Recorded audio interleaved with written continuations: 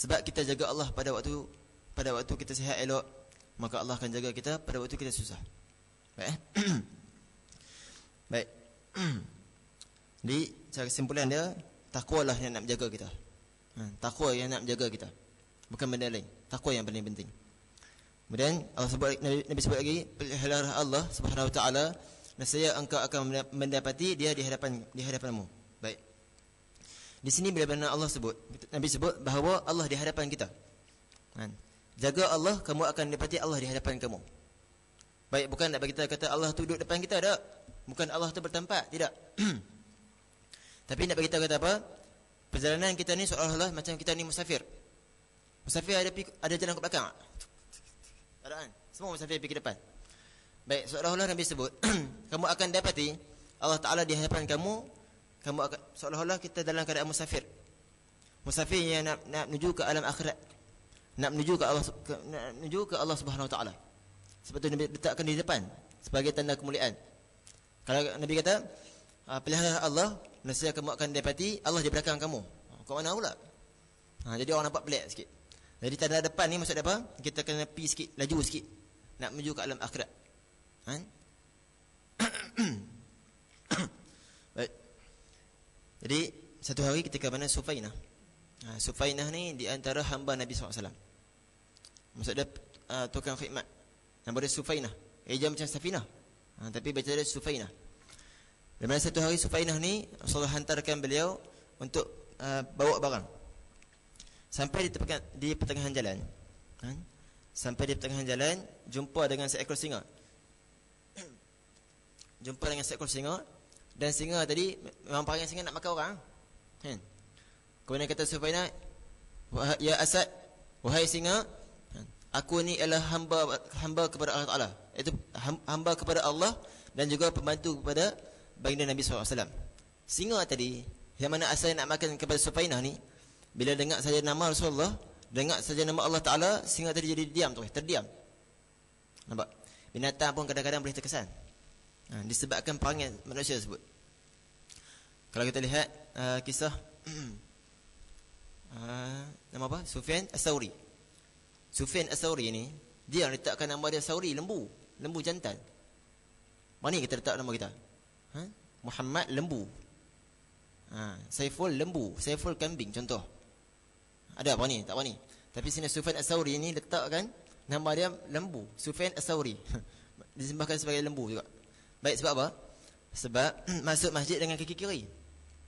Tak apalah, nak cerita bahawa lembu asal dia tu lembu dia ni asalnya lembu yang liak.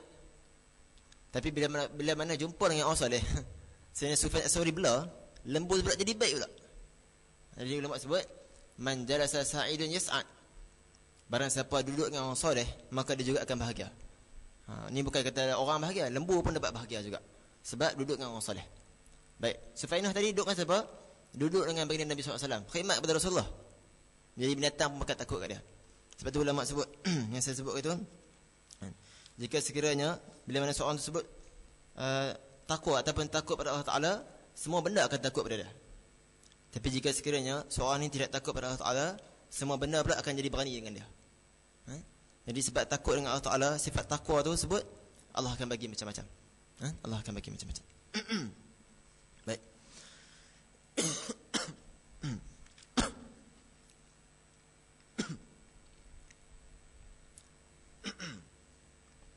Apabila engkau meminta, maka pintalah dari Allah Subhanahu Wa Taala. Baik. Kita ni bila kita nak minta, yang pertama kita nak minta terus kepada Allah Ta'ala. Baik, ada benda, kalau contoh kita kata boleh tak minta tolong aku? Oh, tak boleh, ni buat syirik ni. Kita hanya minta kepada Allah Ta'ala saja. Faham molek ni?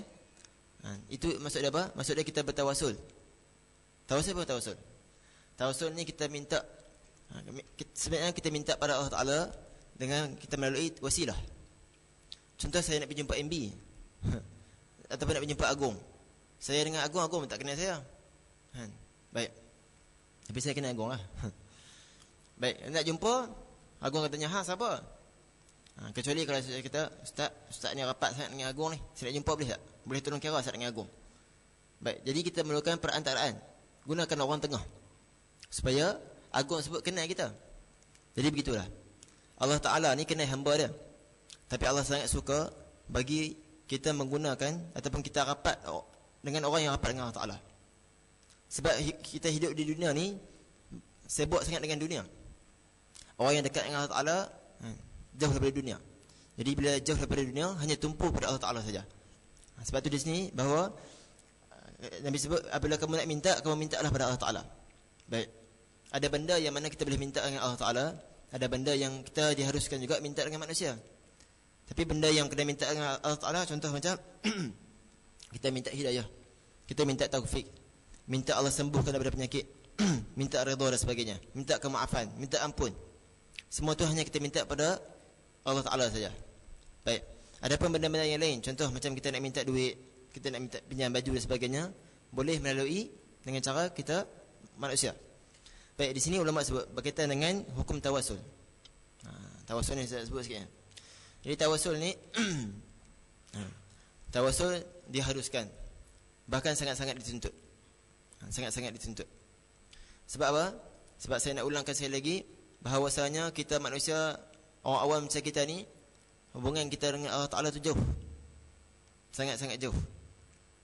Baik, bila mana kita minta melalui orang yang dekat dengan Allah Subhanahu Wa Ta'ala, maka Allah akan mudahkan ataupun Allah akan cepatkan urusan kita, cepatkan permintaan kita. Jadi tawasul ni, contoh yang mana berlaku kepada tawasul ni, sama ada boleh dengan amalan kita. Tawasul, jenis tawasul ni, pertama sama ada tawasul dengan amalan kita ni. Kita selawat, kita sembahyang ke sebagainya, kita minta, ya Allah ya Tuhanku, aku duduk sembahyang padamu ya Allah, aku berpuasa padamu ya Allah, maka kesulitan yang aku ada hari ini minta kamu ringankan sikit. Jadi pertama dia, kita boleh bertawasul dengan amalan kita sendiri. Nak paksa ke, nak buat apa-apa, minta tawasul, Allah akan mudahkan insya-Allah. Baik, yang kedua, kita bertawasul dengan para awliya ataupun orang yang salafus salih. Boleh tak? Boleh, tidak ada masalah. Kita pergi ziarah makam ataupun pergi jumpa orang soleh dan sebagainya, maka kita boleh juga minta tawasul. Ya Allah ya Tuhanku, dengan keberkatan Sayyidina Husain, dengan keberkatan wali sekian-sekian, sebut nama, maka kurniakanlah sedikit seperti mana yang telah engkau kurniakan kepada mereka. Itu tawasul. Jadi tawasul dengan amalan, tawasul dengan para awliya. Baik, awliya ni sama ada orang hidup ke ataupun orang mati. Orang mati pun boleh, tidak masalah. Orang mati pun boleh. Sebab saya sebutkan sekali lagi, orang mati hubungan mereka dengan Allah Ta'ala dekat. Hanya pindah alam saja, tak sibuk dengan dunia, tumpuk akhirat terus. Baik, tawasul dengan orang hidup boleh tak? Boleh, tak ada masalah. Boleh, tidak ada masalah. Baik, seperti mana Sayyidina Umar bertawasul dengan Abdullah bin Abbas ni, ketika mana nak minta hujan istisqa tadi tu. Boleh, tak ada masalah. Baik, di sini apabila engkau meminta, maka pintalah daripada Allah Subhanahu Wa Ta'ala. Apabila engkau meminta pertolongan, maka mintalah pertolongan dengan Allah Subhanahu Wa Ta'ala. Baik, kalau kita nak minta tolong juga pada Allah Subhanahu Wa Ta'ala. Bukan tak boleh minta tolong dengan manusia, boleh. Tapi hakikat dia, siapa yang bagi? Allah Subhanahu Wa Ta'ala yang bagi. Pernah satu ketika, pernah banjir waktu bila tu, dia ni punyalah kata, dia faham kata, kalau nak minta tolong, minta dengan Allah Ta'ala saja. Rumah dia ni dekat-dekat banjir dah. Rumah nak tenggelam dah. Tiba-tiba orang bawa sampan. Mai dah naik ni. Oh, tak boleh. Aku nak minta Allah Ta'ala saja. Minta sampan tak jadi juga. Orang bawa helikopter. Ni mai naik ni. Rumah nak tenggelam ni. Tak boleh. Aku nak minta tolong Allah Ta'ala saja. Sebenarnya yang Allah hantar tu siapa? Itulah pertolongan Allah Ta'ala. Allah hantar sampan, hantar helikopter sebagai itu. Itulah pertolongan Allah Ta'ala melalui wasilah dah. Jadi kita doa asa, jangan doa asa pula bila benar pertolongan Allah Ta'ala ni, kita boleh terbang, kita boleh jalan atas yang. Tak, jangan doa asa gitu kan. Jangan doa asa sempoi kan. Tak tahu mana pun. Jadi dah orang bagi, ambil lah. Baik. Dalam bab minta-minta ni, dalam bab meminta-minta ni, orang yang dah kaya, jangan minta-minta, bahaya. Orang yang dah kaya dah, jangan minta. Sebab tu syarat kita nak minta kat orang ni, syarat kita nak minta dengan manusia, ada syarat dia. Pertama dia ulama sebut, memang kita lemah betul, ataupun memang kita tak mampu nak usahakan. Satu. Baik. Yang kedua, jangan kita pula menghina orang yang diminta. Saya nak minta kepada ustaz. Kita minta, bagi sikit kat aku ni, awak tak arti sangat, kaya terlebih. Bodoh lah tak arti nak bagi duit kat orang. Nampak? Nak minta kat orang tapi kata kat orang pula. Maka tak dapat dah. Baik. Yang kedua, jangan sakiti hati orang yang diminta. Baik. Yang ketiga, kalau kita nak minta pada orang, jangan minta banyak-banyak. Jangan minta berulang kali. Boleh minta, tapi segi adab, jangan banyak kali. Ini maksud dia orang yang perlukan bantuan, ataupun orang yang dalam kesusahan minta perkara ni, kita pergi kat dia, tolong Ustaz, tolong aku Ustaz bagi duit. Main sejam lepas tu main pula minta lagi duit. Sejam lepas tu minta lagi, kali 3 jam lepas tu nak tumbuk. Minta banyak sangat. Jadi tak boleh kita minta banyak-banyak kepada seorang tersebut. Minta kepada orang lain tak apa. Baik. Kalau lah orang kaya tadi dia minta juga, maka hukum dia makruh. Jadi makruh kita bagi sedekah kepada orang yang kaya. Jadi hukum dia makruh. Kemudian di sini kata ulama, apabila engkau minta pertolongan, maka mintalah pertolongan dengan Allah Subhanahu Wa Taala. Ketahuilah bahawa kalau umat ini berkumpul untuk memberikan sesuatu manfaat kepadamu. Jadi maksud umat di sini termasuklah umat daripada dulu Nabi Adam AS sampai umat zaman sekarang ni. Semuanya berkumpul. Berkumpul apa? Berkumpul untuk memberikan sesuatu manfaat kepadamu. Mereka tidak akan mampu memberikanmu manfaat kecuali dengan satu perkara yang memang Allah telah tentukan untukmu. Kita kata hari ini insya-Allah kita akan kutip sumbangan supaya kawan-kawan kita ni dapat benda-benda nak buat pembedahan ke, insya-Allah dia selamat. Semua pakat bersatu ni. Maka kalau Allah kata kamu tak akan dapat manfaat, tak dapat juga. Sekalipun kalau kita semua ni bersatu. Saya terangkan saja sikit. Baik, yang kedua, sekiranya mereka berkumpul untuk memudaratkan kamu dengan suatu mudarat, nescaya mereka tidak mampu memudaratkan kamu kecuali dengan suatu perkara yang memang Allah telah tetapkan untukmu. Baik, begitu juga kalau semua makhluk di dunia ni pakat berkumpul, pakat berkumpul untuk memudaratkan kita, maka tidak mungkin. Selagi mana kalau Allah belum tetapkan. Baik, satu ketika Sayyidina Zunnun al-Masri Zunnun al-Masri ni, dia antara makam dia di Mesir juga banyak. Zunnun al-Masri. Baik. Yang mana antara keramat dia, kalau kata binatang sebut, dalam binatang ikan yang ada di laut ada permata, dia boleh panggil gitu ke? Ikan mana yang ada permata boleh panggil. Dia ikan tersebut akan mai kat dia. Itu antara keramat dia. Banyak lagi dah cerita. Baik, satu hari keramat dia ni, satu hari Sayyidina Zunnun al-Masri berada di tepi sungai. Lepas berada di tepi sungai, duduk tepi sungai tersebut, nampak kalajengking. Dan kalajengking tersebut nak apa? Gigit, nak sengat dah. Gigit pula. Kalajengking tersebut nak sengat dah. Baik. Kemudian bila mana nak sengat, Sayyidina Zunnun al-Masri ligan nak bunuh dah. Ligan nak bunuh lagi, nak bunuh kalajengking tadi. Bila mana ligan, kalajengking tadi lari ke mana? Lari ke tepi sungai. Nampak kan? Ini cerita pelik sikit. Lari ke tepi sungai. Bila lari ke tepi sungai, jumpa seekor katak. Lalu kalajengking tadi naik di atas katak tadi. Dan katak tadi bawa ke seberang jalan. Oi. Sayyidina Zunnun al-Masri tengok pelik sangat. Katak bawa kalajengking. Pelik ni. Baik. Sampai di seberang sungai sana. Sampai di seberang sungai sana, ikut katak dan juga kalajengking tadi, sampai di seberang sana tengok-tengok ada seorang lelaki tidur di bawah pokok. Dan masa tidur tersebut ada ular yang nak patuk lelaki tadi. Tiba-tiba katak tadi, bila mana ular tadi nak patuk, katak tadi lompat. Jadi lalu kena kepada katak tadi. Faham tak? Ular tadi nak patuk lelaki tu, hak tengah tidur bawah pokok tu. Bila nak patuk, katak yang tadi tu, yang bawa kalajengking tu lompat menyelamatkan pakcik dia. Pakcik dia pula. Menyelamatkan pakcik yang tengah tidur tu. Jadi pakcik dia selamat. Pakcik dia tadi terkejut. Sayyidina Zunnun al-Masri kata apa? Pakcik, aku nak cerita sikit. Sepanjang perjalanan tadi aku tengok, aku tadi nak dipatuk kalajengking. Tiba-tiba kalajengking tadi aku ligan, lari naik atas katak. Katak tadi bawa sampai sini, aku ikut.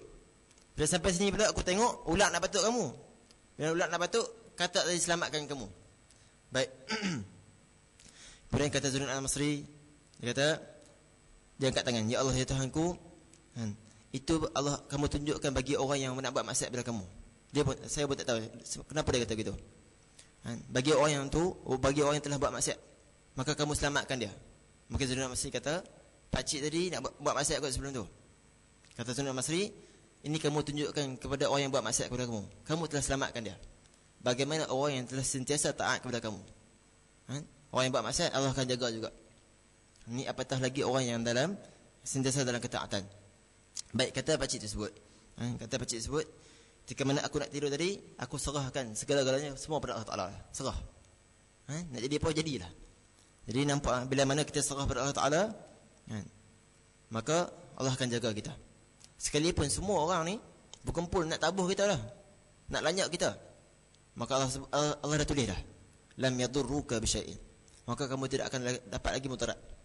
Sebab benda tersebut telah ditulis oleh Allah Subhanahu Wa Taala. Baik.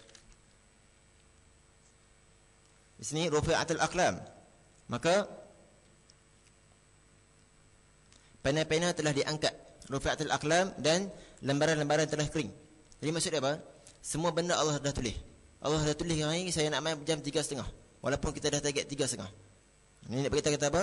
Semua benda Allah dah tulis dah. Saya nak main awal tadi, tak lepas habis nak main. Baik. Sebab pena-pena telah diangkat. Semua yang maksudnya telah ditulis. Dan juga lembaran-lembaran telah kering. Maksudnya suhuf kita ni semuanya telah ditulis. Baik. Di antara benda yang benda pertama yang Allah tulis berkaitan dengan takdir, ataupun berkaitan dengan ketentuan Allah Ta'ala. Jadi Allah tulis, benda pertama yang Allah tulis dalam kitab Lauh Mahfuz, Allah tulis, Bismillahirrahmanirrahim, Innani anallah la ilaha illa ana Muhammadun rasuli. Ini benda pertama yang Allah tulis.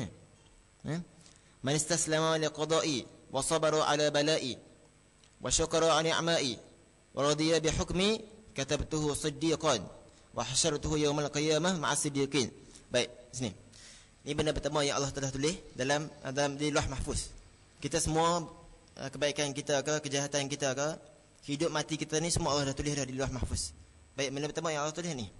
Baik, kata Allah Ta'ala, Bismillahirrahmanirrahim, sesungguhnya aku ialah Allah Ta'ala dan tidak ada Tuhan melainkan aku, dan Muhammad itu ialah pesuruh aku. Man istaslama liqada'i, barang siapa yang menyerahkan segala urusannya ataupun segala qada'nya, maksud diserahkan, serah ketentuan kepada Allah Ta'ala, wa sabara ala bala'i, lalu dia sabar dengan ujian aku, wa syakara ni'ma'i, dalam masa yang sama dia mensyukuri nikmat aku, wa radiya bihukmi, dan dia redha pula dengan ketentuan aku, maka katabtuhu siddiqan, maka akan aku tulis baginya sebagai orang yang siddiq, orang yang sangat benar, orang yang benar. Sebab pertama dia redha dengan hukum Allah Ta'ala, tak komen dah. Redha ni apa redha? Redha ni benda yang di dalam. Sabar benda yang di luar. Contoh, bila lepas mana kita keluar rumah, kaki tergelecek, nak turun tangga kaki tergelecek. Kawan kita pun sabar noh, kita pun sabar. Nampak sabar. Baik, tapi dalam hati, aduh, tak habis-habis kena uji lagi. Allah nak buat apa kat kau ni? Dalam hati tak redha. Jadi redha ni benda dalam hati, sabar benda di luar. Jadi sebenarnya ulama sebut, siapa yang mana sabar dengan ujian Allah Ta'ala, syukur nikmat Allah Ta'ala, kemudian redha dengan ketentuan Allah Ta'ala, maka akan aku tulis baginya sebagai orang siddiq, orang yang benar. Wa hasyartuhu yawmal qiyamah ma'as siddiqin, bahkan aku akan bangkitkan dia di akhirat nanti bersama orang yang siddiq, bersama orang yang benar juga. Tapi Allah kata, ingat, wa man lam yastaslam liqada'i, barang siapa yang tak serah ketentuan kepada Allah Ta'ala, kemudian tak sabar pula dengan ujian Allah Ta'ala, kemudian tak mensyukuri nikmat Allah Ta'ala pula, kemudian tak redha dengan ketentuan Allah Ta'ala, maka kata Allah Ta'ala, falyakhruj min tahta simai, maka kamu keluar daripada bumi ni, keluar daripada langit ni, keluar. Allah bagi suara yang tinggi, keluar, kamu kata keluar. Walatamis ilahin siwahi, maka kamu cari Tuhan lain, aku tak mau dah, sebab kamu tak redha dengan ketentuan aku. Baik, di sini kita dituntut, dalam hadis ini dituntut bahawa rufi'atul aqlam, semua benda telah ditulis. Maka kita sebutkan bahawa ni Allah dah tetapkan kat aku ni, hari ni ujian aku ni, Allah dah tulis dah semua tu. Nampak? Kita kena ada sifat redha dan juga sifat sabar. Sebab semua benda yang berlaku kepada kita, semua yang ditulis oleh Allah Subhanahu Wa Taala. Baik. Kemudian, itu baru hadis yang pertama. Hadis riwayat Al-Imam Tirmizi, beliau berkata ia adalah hadis hasan sahih. Dalam riwayat selain At-Tirmizi, wa fi riwayatin ghairi Tirmizi, ihfazillah tajidhu amamak, ta'araf ila Allah fi ar-raqa, ya'rifuka fi shiddah, wa'lam anna ma akhta'aka lam yakun liyusibak, wa ma asabaka lam yakun liyukhti'ak, wa'lam anna an-nasra ma'as sabri, wa anna al-faraja ma'al karbi, wa anna ma'al usri yusra. Dalam riwayat selain At-Tirmizi, muka surat 31, hadis berbunyi, peliharalah Allah, nescaya engkau akan dapatinya di hadapan engkau. Kenalilah Allah ketika senang. Nescaya dia akan mengenalimu ketika susah. Baik. Sekarang ni kita dalam keadaan senang. Waktu senanglah kita nak kenal Allah banyak-banyak. Bukan waktu sakit. Selalunya orang ni, manusia ni, bila mana waktu sakit, barulah kita nak kenal Allah Ta'ala. Ya Allah, apa dosa aku ni? Allah, bagus juga tu. Tapi yang sangat-sangat dituntut ketika mana kita masih dalam keadaan senang, dalam keadaan lapang, maka kita dituntut untuk ingat pada Allah Ta'ala. Yang mana pernah berlaku kepada Nabi Yunus AS. Yang mana kisah Nabi Yunus AS ni, macam mana kisah dia? Contoh lagi no? Contoh tak apalah. Baik, Nabi Yunus AS ni yang mana kisah dia ma'ruf. Kita tahu lah bahawa Nabi Yunus AS pernah ditelan oleh ikan paus. Disebut ikan nun, ikan paus tu, besar. Baik, bila mana ditelan, Nabi Yunus kata apa? Nabi Yunus berzikir. Ataupun berzikir. Tiba-tiba berzikir, malaikat kata, ya Allah, ya Tuhanku, aku rasa suara ni suara yang sangat ma'ruf. Dan suara ni suara hamba-Mu. Tapi aku tak pasti dia di mana. Baik. Kata Allah Ta'ala kepada malaikat, ya malaikat, itu ialah suara hamba-Ku yang bernama Yunus. Kemudian malaikat kata, bukankah ya Allah, Yunus alaihissalam, bukankah dia itu seorang doa yang sangat mustajab? Dia banyak melakukan amalan dan doa dia pula mustajab. Maka kata Allah Ta'ala, malaikat kata kepada Allah Ta'ala, ya Allah, bukankah Nabi Yunus alaihissalam amalan dia banyak dan di antara doa yang sangat mustajab? Bolehkah kamu ya Allah, kamu elakkan kesulitan yang berlaku dia sekarang ni? Malaikat dengar suara tu macam suara dalam kesulitan. Maka malaikat sendiri yang minta kepada Allah Ta'ala supaya Allah kurangkan ataupun Allah hilangkan kesulitan yang berlaku. Maka kata Allah Ta'ala, boleh, tidak ada masalah. Sekarang perintahkan ikan paus tadi supaya ludah. Ikan paus ludah. Supaya keluarkan Nabi Yunus AS. Baik, di sini kata ulama, bila mana kita dalam keadaan susah, maka benda yang pertama kita kena minta, kita kena kena banyakkan hubungan, kena banyakkan taqarrub, kena banyakkan minta tolong pada Allah Ta'ala. Susah. Tapi kalau kata sebelum time senang, sebagian ulama sebut, walaupun time senang kita banyak minta, banyak dekat dengan Allah Ta'ala, time susah tak minta pun Allah akan bagi terus. Sebab waktu senang kita ingat Allah Ta'ala, maka waktu susah Allah akan ingat terus. Allah akan ingat terus pada kita. Baik. Baik. Kemudian wa'lam, ketahuilah bahawa apa yang dia takdirkan tidak menimpamu, ia tidak akan menimpamu. Apa ni? Wa'lam wa ma asabaka lam yakun liukhti'ak. Ketahuilah bahawa apa yang ditakdirkan tidak menimpamu, ia tidak akan menimpamu. Baik. Kalau Allah takdirkan bahawa perkara tersebut tidak akan berlaku pada kita, maka tidak akan berlaku lagi pada kita. Dan apa-apa saja yang menimpamu bukannya ia tersilap menimpamu. Baik. Wa ma asabaka wa alam anna ma akhta'aka lam yakun liyusibak wa ma asabaka lam yakun liyakhti'ak. Dan benda yang kamu betul, macam mana nak terjemah? Dan apa-apa yang menimpamu bukannya ia tersilap menimpamu. Baik. Sekarang ni kita sebutkan tadi pada awal tadi bahawa setiap benda Allah telah takdirkan kita. Baik, yang salah sebenarnya, salah kita kata, Allah silap apa? Allah silap apa? Sedangkan Allah dah buat dah betul dah untuk kita. Allah silap bagi ujian apa kat aku ni? Sepatutnya bagi orang lain apa? Tiba-tiba siapa kena kat aku? Jangan kata gitu. Sebab apa? Sebab semua benda yang telah ditulis, sama ada baik ataupun buruk, semuanya untuk kita. Baik. Wa'lam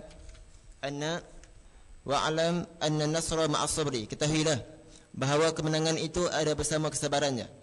Baik. Kemenangan itu ada bersama kesabarannya. Jadi sabar ni kita sangat dituntut.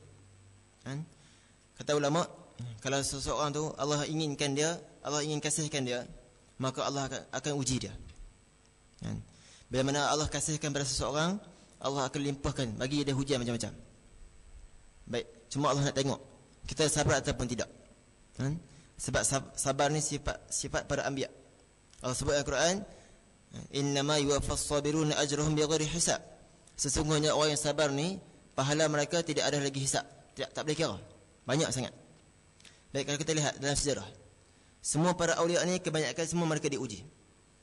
Contoh disebutkan bahawa kisah-kisah orang diuji ini siapa? Para anbiya. Contoh macam diuji Nabi Zakaria alaihi salam. Diuji macam mana? Diuji dibunuh hidup-hidup. Masuk Nabi Zakaria masuk dalam pokok, maka kaum mereka mai bawa gergaji, bunuh hidup-hidup. Baik. Sayyidina Umar, Sayyidina Osman, Sayyidina Ali dan juga Sayyidina Hussein, semuanya wafat kerana dibunuh. Semuanya dibunuh. Kemudian kalau kita lihat lagi Imam Abu Hanifah. Imam Abu Hanifah radhiyallahu taala anhu ditangkap, dimasukkan dalam penjara dan dibiarkan mati dalam penjara. Imam Malik bila ditangkap, orang pukul tangan dia ni sampai tangan dia terkeluar habis. Semua diuji. Kita lihat lagi Imam Ahmad bin Hanbal. Lepas mana pensan, kita kena pensan, ditangkap, kemudian orang pakat tabuh dia. Pensan. Ketika mana dia pensan, orang pakat tarik daging dia, hidup-hidup. Pakat tarik ni, semua anggota badan dia hidup-hidup. Boleh bayang tak? Kalau tak boleh bayang, lepas petang ni misalnya nak masak ayam tu, bayangkan, sakit gila. Ni tengah hidup ni. Kita cucuk pun sakit juga. Ni tarik tangan hidup-hidup. Kalau kita lihat semua para ulama, orang yang dekat dengan Allah Ta'ala ni semua akan diuji. Abdullah Siddiq Al-Bukhari, macam mana dia diuji? Dia orang ikhwan. Apa ujian dia? Bila masuk dalam tahanan saja, orang suruh dia tidur. Ujian dia kena tidur. Kena baringkan badan. Saya tak ingat berapa puluh tahun. Jadi ketika mana di akhir hayat dia, di akhir hidup, di akhir tawanan tersebut, tempoh tawanan tersebut, bila mana nak bangkit, nanah penuh belakang. Nanah penuh belakang. Jadi kawan dia bawa, ni nanah penuh belakang ni sebab tidur, ujian tidur. Baik. Bila mana nak bangkit tengah jalan tu, kawan dia papah, pimpin tangan dia. Bila mana nak naik tangga, tiba-tiba kawan tadi naik tangga nak terjatuh. Kawan yang tertarik ni, tertarik. Dia ucap apa? Terima kasih banyak. Sebab kalau hang tak tarik nanah tadi menyebabkan boleh aku mati cepat. Tapi sakit ke tu? Kita rupin. Masa kena tak? Kan kita sakit, nanah ke sebagainya ada darah, dia keluar hitam-hitam tu kan. Itu panggil rupin. Rupin pun kadang-kadang sakit juga. Ni nanah tu ni, kawan dia tertarik. Nanah jatuh habis, darah jatuh habis. Dia ucapkan terima kasih. Nampak? Sebab menyelamatkan dia. Tu sakit tu. Jadi tanda kata Allah tu nak uji seseorang ialah mereka ni akan, tanda kata Allah kasih pada seseorang, Allah akan uji mereka. Baik. Bila mana kita diuji, yang penting kita kena redha. Sebab kata Nabi Daud alaihi salam. Nabi Daud alaihi salam sebut apa? Asra'un nas mururat 'ala sirat allazi yardawna bihukmi wa alsinatihim ratbatan min zikri. Kata Imam Daud alaihi salam, Nabi Daud alaihi salam, orang yang paling cepat berjalan di atas sirat ni apa? Titian sirat ni dia nipih. Nipih macam mana? Nipih bagi orang yang buat maksiat pada Allah Taala. Nipih tu seolah macam rambut tu dibelah 7. Nipih sungguh. Tapi kalau orang tu bertakwa, maka akan dibuka jalan seluas-luasnya. Maka kata ulama, ketika mana saya pergi ziarah, baru ni pergi ziarah dengan Tok Guru Tok Guru Rifai di Jenang. Di mana lah? Di sana lah. Baik. Dalam kuliah tersebut Tok Guru cerita berkenaan dengan sirat. Dia kata, Tok Guru kata, kita ni kalau Allah bukakan sirat tersebut lebih kurang 4 hasta pun tak apa dah, boleh lalu dah. Tapi syarat bukan time-time tu Allah nak buka. Dengan syarat sekarang ni. Syarat sekarang kita bertakwa, maka Allah akan memudahkan, Allah akan luaskan titian sirat nanti. Tapi kalau orang yang buat maksiat, maka Allah akan sempitkan jalan dia. Di sini Nabi Daud AS kata apa? Katanya, orang yang paling cepat bergerak di titian sirat nanti ialah orang yang redha dengan hukum Allah Ta'ala. Kata Nabi Daud AS. Orang yang paling cepat bergerak di titian sirat ialah orang yang redha dengan ketentuan Allah Ta'ala. Redha. Redha ialah benda di dalam. Yang kedua ialah mereka yang mana mulut mereka sentiasa basah dengan zikir. Banyakkan berzikir. Maka orang macam ni akan cepat. Akan cepat lalu di hadapan di titian sirat. Baik. Kemudian tamnah tadi dah. Ketahuilah bahawa kemenangan itu ada bersama kesabaran. Terlepas daripada kesempitan itu ada bersama kesusahan, dan bersama kesusahan itu ada kesenangan. Baik. Setiap benda yang susah pasti ada akan senang. Wa inna ma'al usri yusra. Baik, dalam bahasa Arab. Tengok disebut. Tengok sikit dalam bahasa Arab dah. Wa annal faraja ma'al karbi. Wa anna ma'al usri yusra. Baik, usra tu disebut sebagai ada alif lam. Pasal ada alif lam, usra. Baik, yusra pula tidak ada alif lam. Tidak ada alif lam. Baik, di sini kata ulama, kata Fadil Mufti Badruddin, disebutkan bahawa bagaimana Nabi sebut wa anna ma'al usri yusra. Dalam bahasa Arab sebut sebagai nakirah. Yusra sebut sebagai nakirah. Al-usri sebagai ma'rifah. Baik. Bagaimana Nabi sebut sesungguhnya setiap benda yang susah, susah Nabi sebut dengan ma'rifah. Yusra Nabi sebut sebagai nakirah. Baik, tanda kata apa? Tanda kata walaupun susah tahu mana sebut, pasti akan ada tenang dia lepas tu. Akan ada senang dia. Susah ke mana pun pasti akan ada jalan keluar dah. Cuma jumpa ataupun tidak. Jadi sini kata ulama, wa anna ma'al usri yusra menunjukkan sebagai kehebatan. Orang yang bila-bila susah, bila-bila dia diuji lalu dia sabar. Sabar. Maka Allah akan mudahkan urusan dia. Ini menunjukkan sebagai satu ta'zim. Sebagai satu kehebatan ataupun kesenangan yang Allah akan bagi orang yang ditimpa kesusahan lalu dia sabar. Maka orang yang sabar tersebut akan mendapat kemudahan, insya-Allah. Baik.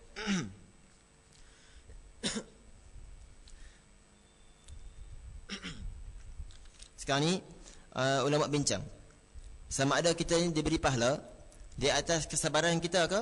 Contoh, bila mana kita diuji dengan satu musibah, diuji dengan musibah apa-apa pun, maka kata ulama, kita dapat pahala yang mana?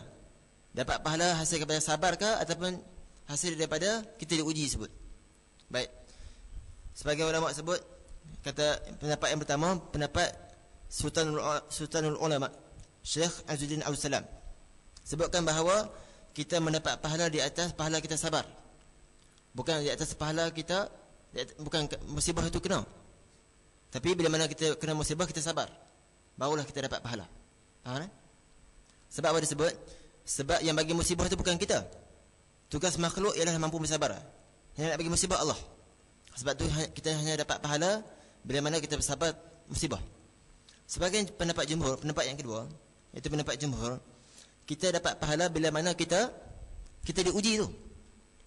Diuji lagi dah dapat pahala lah. Kalau kita sabar dapat lagi 2 pahala. Jadi Allah nak uji kita sesuatu tersebut, tanda Allah nak sayang kepada kita. Tanda Allah sayang kepada kita. Sebab tu kata Imam Shibli.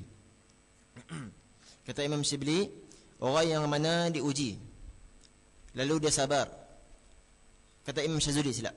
Kata Imam Syazuli, orang yang mana diuji lalu dia sabar akan mendapat 2 pahala.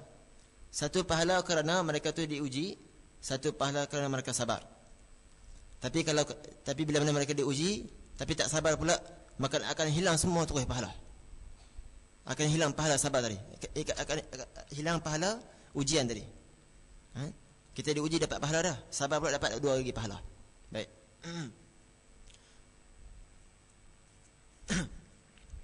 Jadi sekat itu cukup untuk hadis yang ke-19.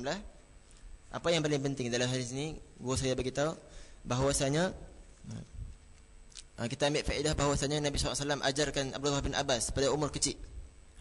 Jadi begitulah hidup kita waktu kecil lagi atau waktu muda lagi, dan kenalah jaga hubungan dengan Allah Subhanahu Wa Taala. Baik, habis ustaz, kami dah umur dah lanjut sikit, tak apa. Jangan dah buat tak payah kot, kami dah umur tua dah, tak payah. 20 pun tua juga, dah berumur kat tu. Jadi setiap masa, setiap keadaan, pastikan usahakan diri kita untuk kita jaga Allah Subhanahu Wa Taala, jaga hukum Allah, jaga hak Allah. Mesti Allah akan jaga kita. Baik, cukup hadis yang ke-20. Kita masuk sikit hadis yang masuk hadis yang ke-20. Hadis ke-19 habis dah. Sikit 20 dah. Baik. Sedang kata panjang. Sikit keimanan dan sifat malu.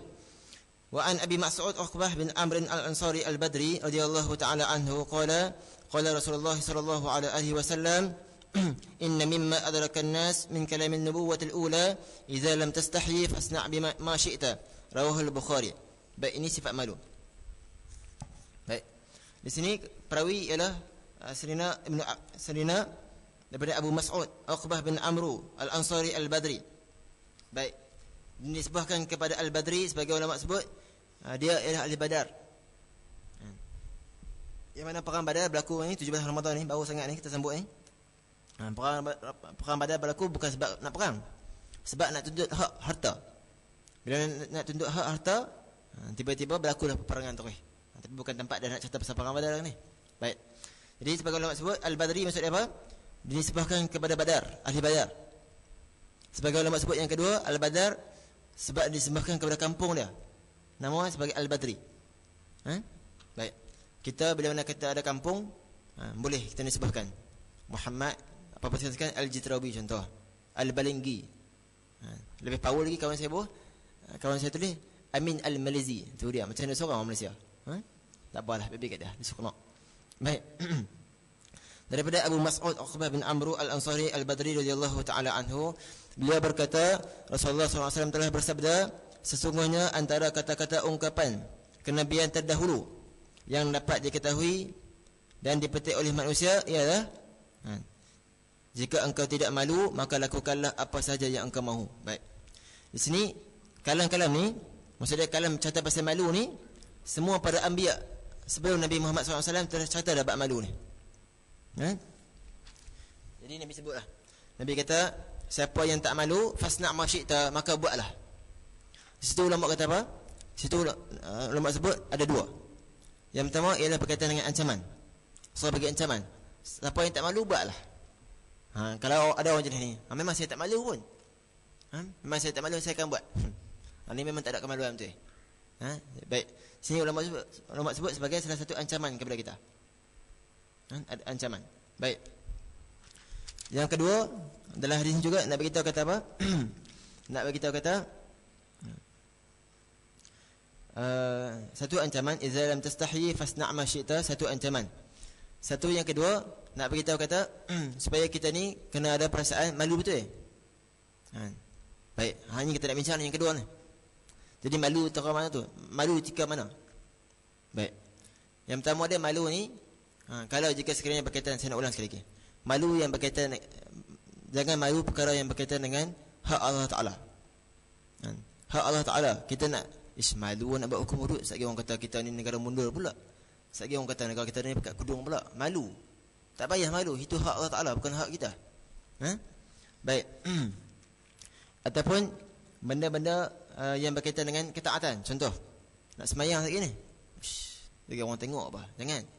Kata Fudail bin Iyad, kalau kita buat amalan kerana manusia, itu ialah riak. Tengok orang duk ramai. Orang nak sembahyang duha sikit, orang kata apa pula? Riak hukum dia tu. Riak. Ataupun tak ada orang lah pula, tak ada sembahyang lagi lah.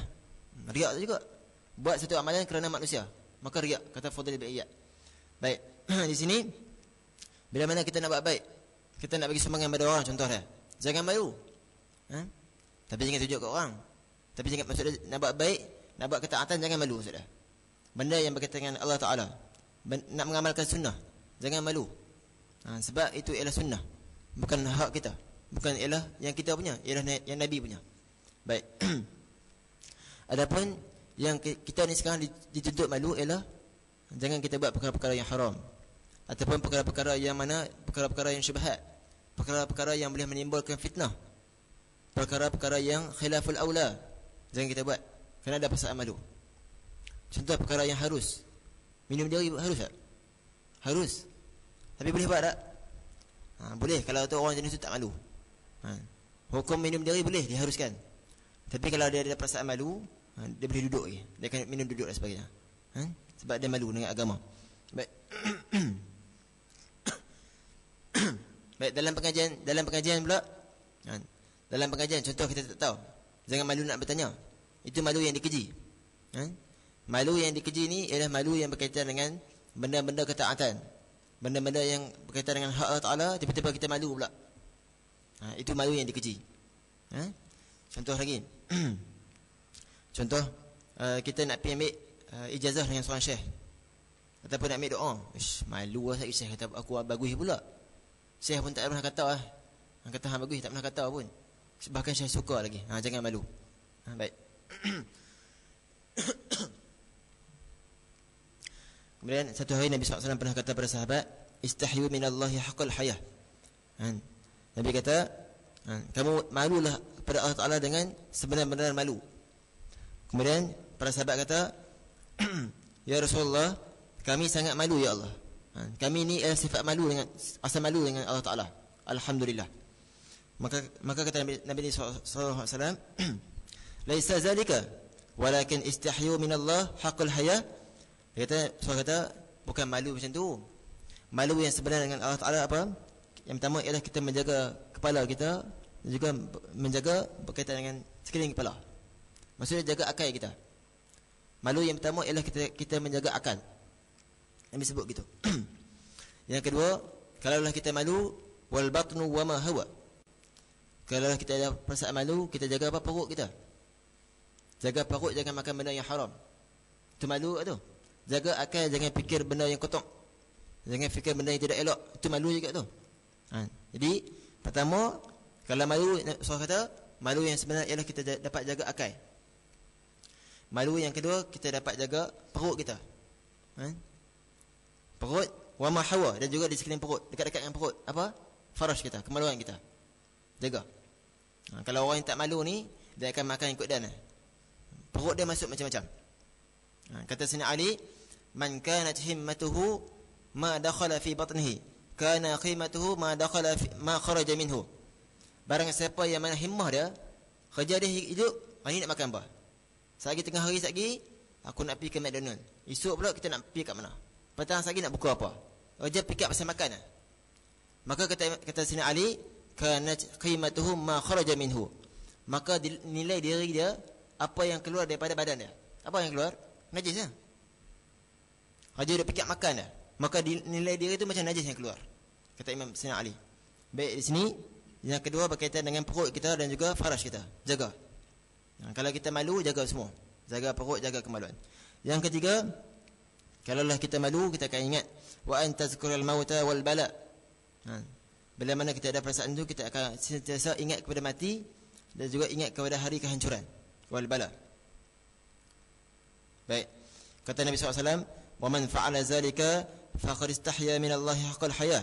Barang siapa yang buat perkara tersebut, jaga akal, jaga perut, jaga faraj, jaga kemaluan, ingat mati dan sebagainya, maka orang itu akan memiliki sebenar-benar sifat malu. Baik. Dan kata Fudail bin Iyad rahimahullahu taala, ada 5 perkara yang mana menyebabkan seorang tersebut menjadi celaka. Sikit yang nak habis. Baik. Pertama, al-qaswatu fil qalbi wa jumudul aini. Maksud dia, mata ataupun diri kita ni, hati kita ni kurang menangis kepada Allah Ta'ala. Kurang menangis. Banyak gelak maksud dia. Jadi bila mana banyak gelak, mematikan hati. Kalau banyak menangis, mencerahkan hati. Baik, itu yang pertama. Yang kedua, kata ulama, kata Fudail bin Iyad, orang yang ada kurang sifat malu, wa qillatul haya. Orang yang tidak ada sifat malu ni bukan tak ada kemaluan, kurang sifat malu. Orang macam ni menyebabkan hati itu akan jadi cepat jadi kerah. Yang ketiga, disebutkan bahawa waraqabatu fid dunya, mereka sangat suka ataupun sangat cinta kepada dunia. menyebabkan hati jadi kerah. Yang keempat ialah mereka yang matulul amal. Berangan panjang. Oh, bayangkan kalau satu hari nanti aku jadi menteri, orang bukan minta sign kat aku, berangan. Satu hari nanti aku jadi orang famous. Oh, orang bukan minta aku macam-macam, aku masuk dalam TV macam-macam, berangan. Jadi bila mana kita berangan ni menyebabkan dia akan cepat kerah hati. Kata Fudail bin Iyad rahimahullahu taala. Baik, di sini ulama sebut kalau Allah tanda seorang sebut tak malu, dia akan buat perangai depan orang pun tak apa. Maksud dia benda yang Allah larang. Benda yang Allah larang tiba-tiba dia berani buat di hadapan orang ramai. Maka orang macam ni tak malu. Bila mana tak malu kurang iman. Sebab malu sebahagian daripada iman. Al-haya'u minal iman. Baik. Jadi di sini kita dituntut bahawa ada malu yang dipuji, ada malu yang sangat dikeji. Malu yang dipuji kita dah catat tadi, malu yang dibenci pun kita dah catat tadi.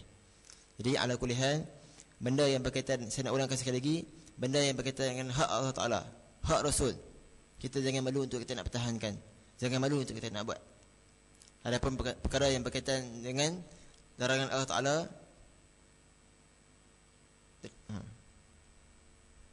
empat saja. Silap. Baik. Benda yang berkaitan hak Allah Taala, hak Rasul, jangan kita malu untuk kita nak buat. Jangan malu untuk kita nak pertahankan. Kalau malu kita nak pertahankan, itu malu yang tak bertempat, malu yang sangat dibenci. Baik. Jadi wallahu taala alam. Aku dah qaula hadza wa sallallahu alaihi wa lakum. Hadis 14.